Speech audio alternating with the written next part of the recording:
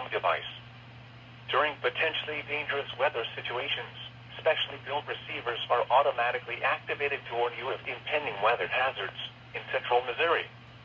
Tests are normally conducted by the National Weather Service every Wednesday, around 11 a.m. and 7 p.m.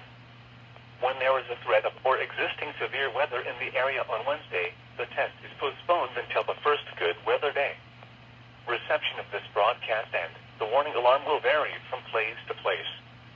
This variability, normally more noticeable at greater distances from the transmitter, will occur even though you are using a good quality receiver in perfect working order.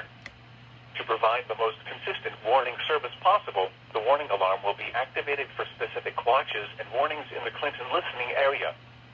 This test is for the following counties: Bates, Benton, Cass, Henry, Johnson, Pettis, and St. Clair. This concludes the test of the NOAA weather radio warning device.